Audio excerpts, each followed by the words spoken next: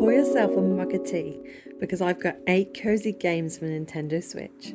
Cozy games are like a warm hug after a long day. It's nice to have a break from reality. Get lost in a whimsical adventure or passionately cry at an emotional story. From latte art to moving home, if you enjoy feeling all warm and fuzzy, be sure to subscribe to Her Cozy Gaming for intimate plays and cozy game recommendations. If you enjoy the intimate atmosphere of a coffee shop, make sure you've got a hot drink for this game. Coffee Talk is a visual novel set in 2020 fantasy Seattle, where you are the owner of the only coffee shop that opens after midnight. You're provided with a small selection of ingredients, where you'll be able to brew your customers' favourite drink orders, and listen to their stories unfold. Don't worry about getting their drinks right first time though, because there are 3 endings to this game. Can you find them all?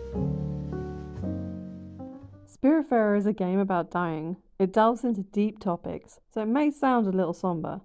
However, it's an exciting game with heaps of cuteness and lots of hugs.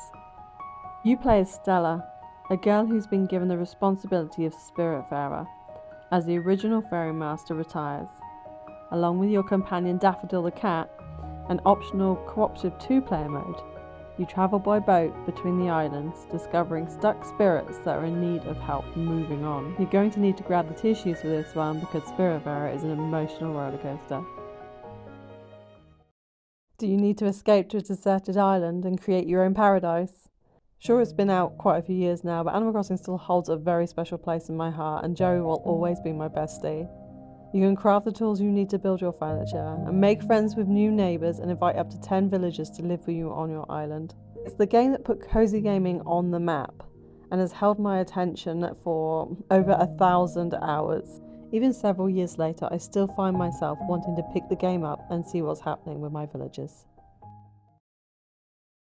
If you've ever had to move house, you know all too well the emotional impact of disassembling and reassembling your life. Wishbeam has won countless awards for unpacking, a Zen puzzle game about moving home, where you're never told the full story.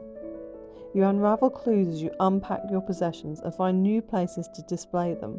Unpacking is easily completed in one sitting, but playing with the stickers could prolong your experience. I don't know about you, but I find a lot of games are overcomplicated. They either give you too much information at the start and make your head spin, or not enough info and make you bounce off. A short hike keeps it simple. Walk to the top of the mountain. Along the way, you'll learn the skills and acquire the resources you need to get there.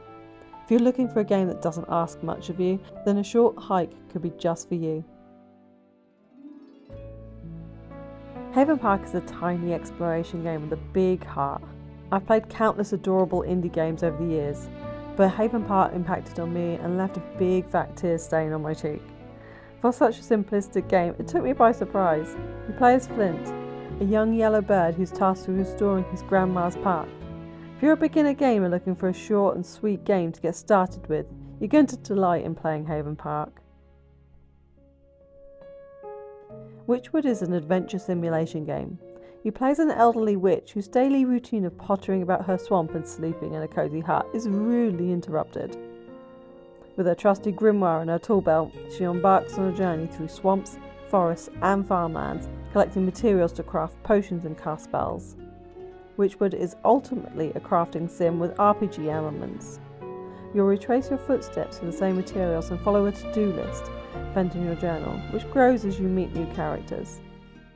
If you're the type of person who's drawn to a game because of how it looks, Gree will mesmerise and haunt you in quick succession. Gree uses puzzles and chapters as a metaphor for dealing with a painful experience. I was drawn to Gree because it has a beautiful visual art style. I went into it expecting to be wowed, and I wasn't disappointed. A part of me wants to frame my Switch now and display it as a piece of art.